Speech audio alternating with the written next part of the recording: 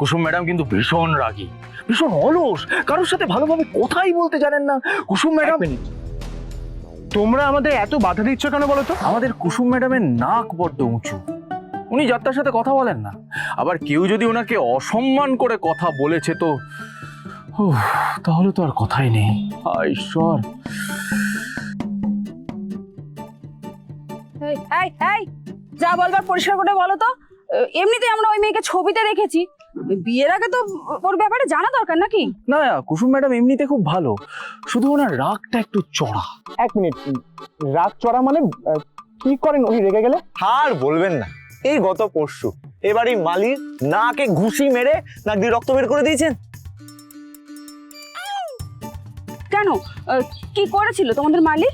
না সেরকম কিছু না, আসলে আমাদের মালি ভাই কুসুম ম্যাডামকে দেখে সেদিন সেলাম করেনি, ব্যাস কুসুম ম্যাডাম রেগে একেবারে ঘুষি মেরে।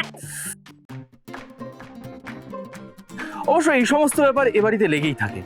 এই যেমন ধরুন মালি ভাইয়ের নাক ফাটিয়ে দিল, আবার ড্রাইভারের উপর রেগে ড্রাইভারের মাথায় লাঠি মেরে তার মাথাটাই ফাটিয়ে দিল। অবশ্য আমরা এই সমস্ত কিছু দেখতে দেখতে অভ্যস্ত হয়ে গেছি, আপনারাও এখানে থাকুন, আপনারাও অভ্যস্ত হয়ে যাবেন। শোনো না, বলছি কি এই মেয়ের সঙ্গে আমাদের ছেলে বিয়েটা না দিলেই নয়। হ্যাঁ? আমার না কিরকম যেন ভয় ভয় করছে। কিরে ভাইদা, কাজ হয়ে গেছে, আর কোনো চিন্তা নেই। জাদুকরকে তোর থেকে আর কেউ কেড়ে নিতে পারবে না।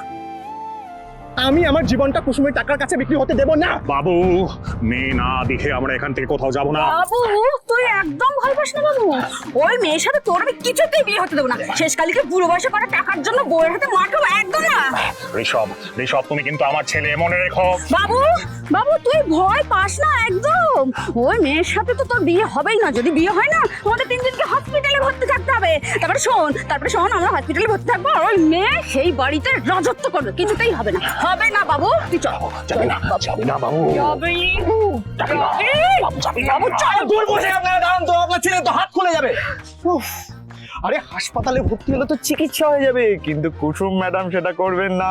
আসলে কুসুম ম্যাডাম তো জুডো, ক্যারাটে, কুংফু এসব জানেন তো। আপনাদের মেয়েরে আপনাদের বাড়ির কাজের লোক বানিয়ে ছাড়বেন, তারপর পুরো বাড়িতে রাজত্ব করবে।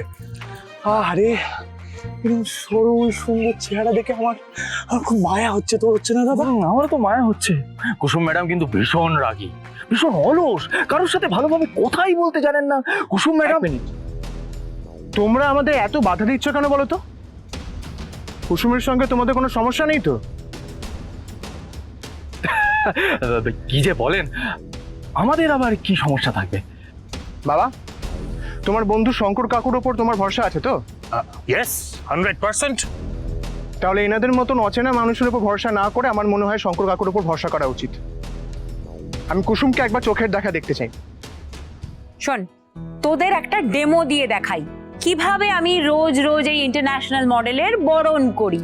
মানে আরে করে না দেখালে বুঝবি কি করে বরণ করা মানে কি? দাঁড়া।